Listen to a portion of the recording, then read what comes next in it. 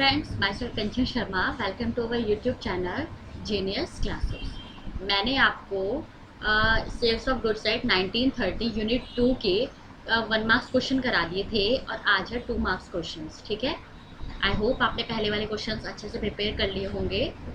चलिए let's start.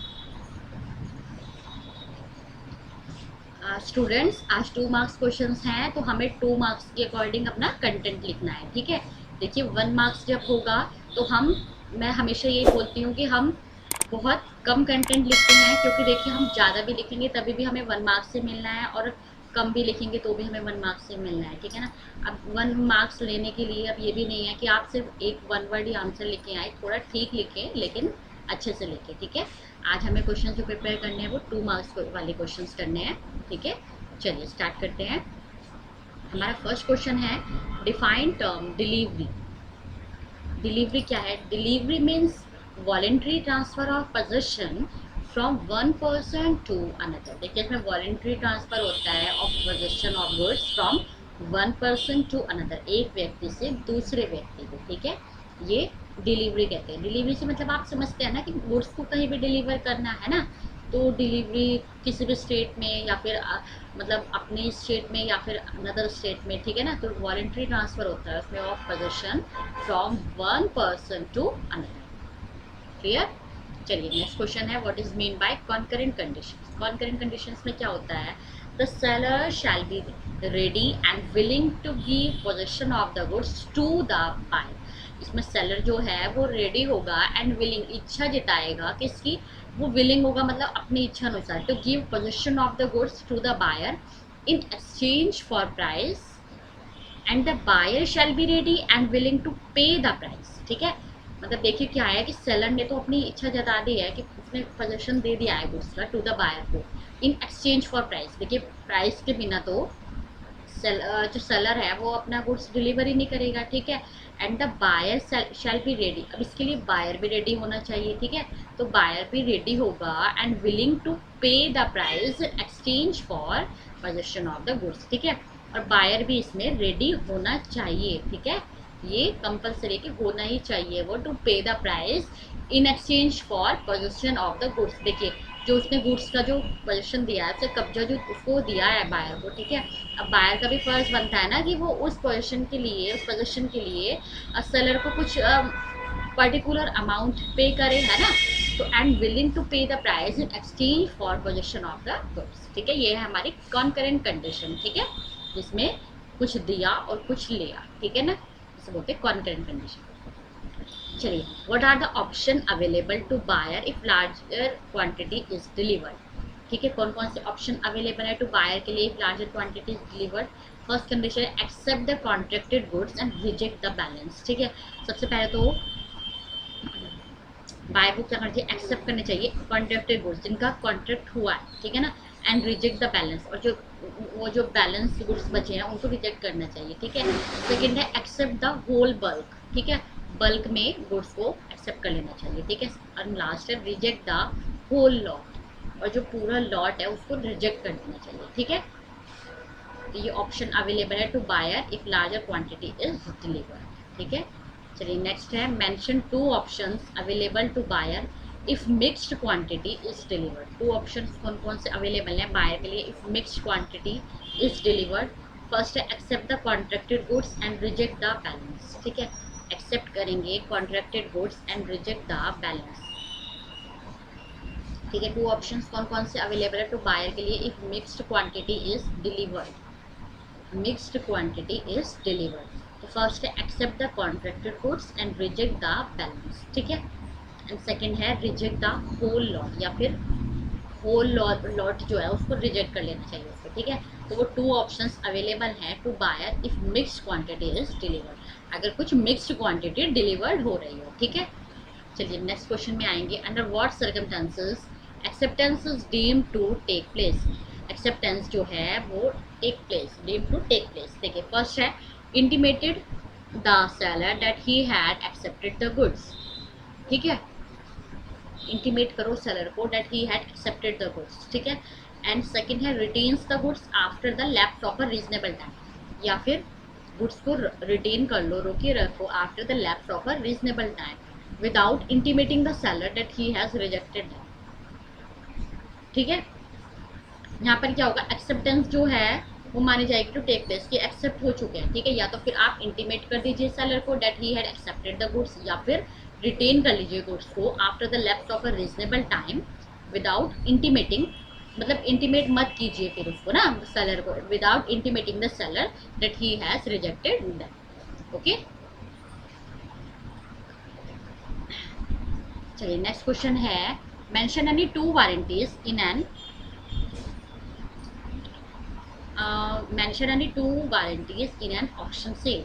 देखिए two warranties बतानी है हमें ऑक्शन सेल। ऑक्शन सेल समझते हैं जब नीलामी, ऑक्शन बोलते हैं नीलामी को। ठीक है, देखिए auctioneer warranty is that he has authority to sell, वो वारंटी देता है दैट ही हैज़ अथॉरिटी, उसको अथॉरिटी है टू सेल, बेचने की उसको अथॉरिटी है। ठीक है, he guarantees the quiet possession of the goods by the purchaser. He guarantees में गारंटी देता है the quiet position of the goods by the purchase. ठीक है,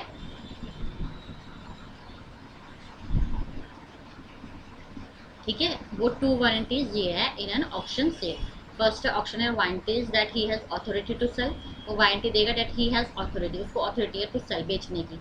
एंड सेकंड है he guarantees the quiet position of the goods by the purchaser. ठीक है, next है what is mean by lien. Lien क्या है, लाइन मीन्स अ राइट, एक अधिकार है वो, which a creditor has to retain position of the goods until payment of the price.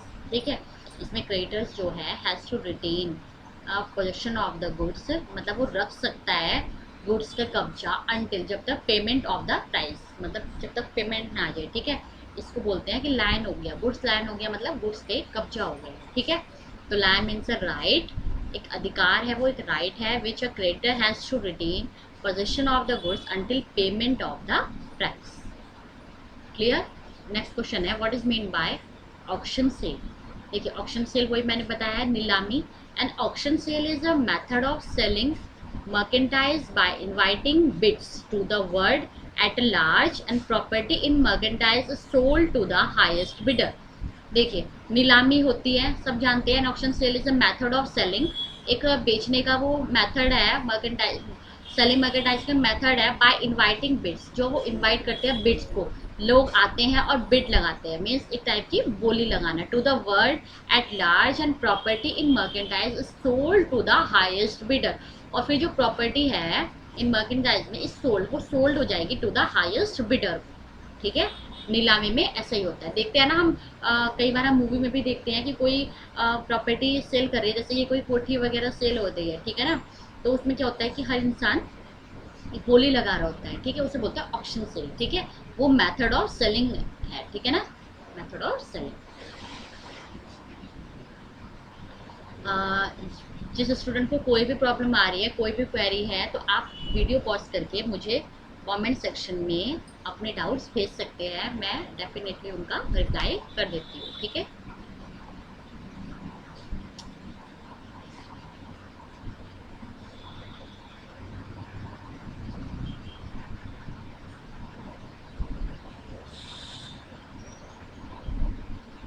Define knockout agreement. देखिए नॉकआउट एग्रीमेंट क्या है, buyers join their hands to eliminate competition among themselves at an auction sale.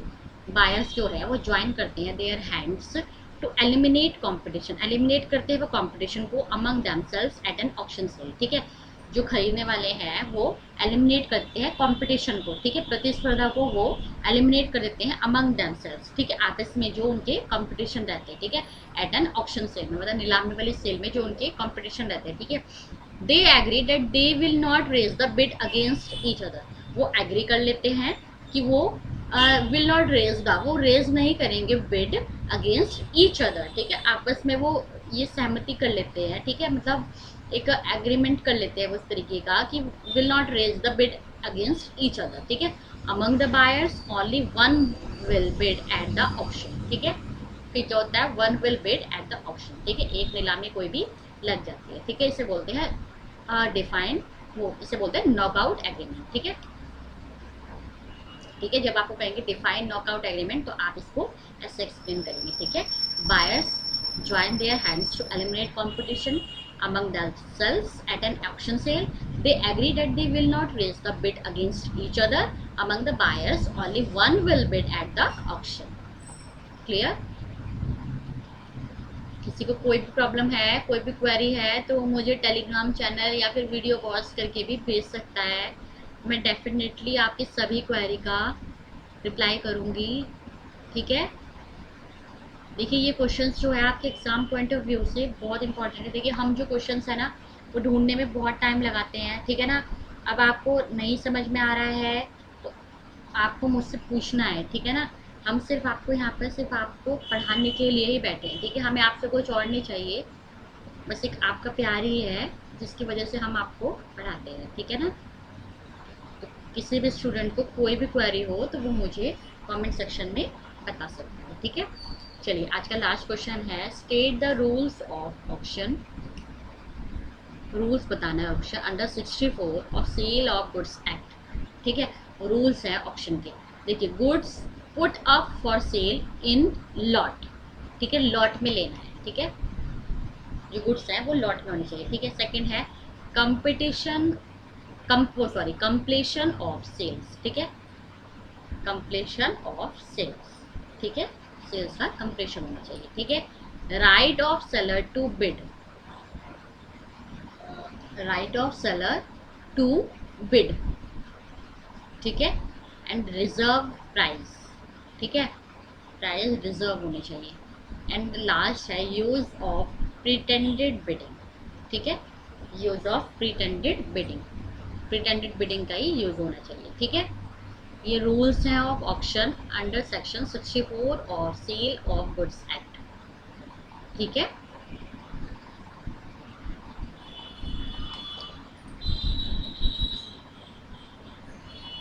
देखिए एक बार फिर से knockout agreement पूछा जा रहा है। Buyers join their hands to eliminate competition among themselves at an auction cell.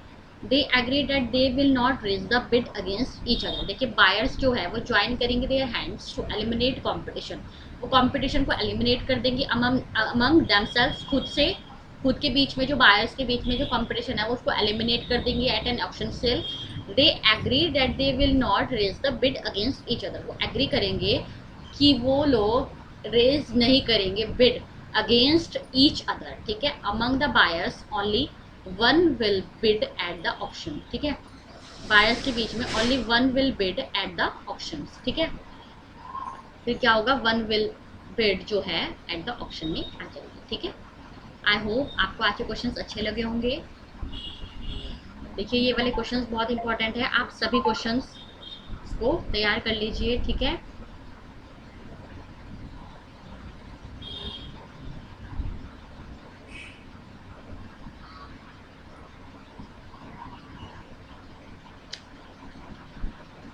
चलिए जो स्टूडेंट्स हमारे चैनल पर न्यू है वो हमारे चैनल को सब्सक्राइब कर दीजिए और बेल आइकन को प्रेस कर लीजिए, जिससे मेरी सभी नोटिफिकेशन आपको टाइम टाइम पर मिलती रहे।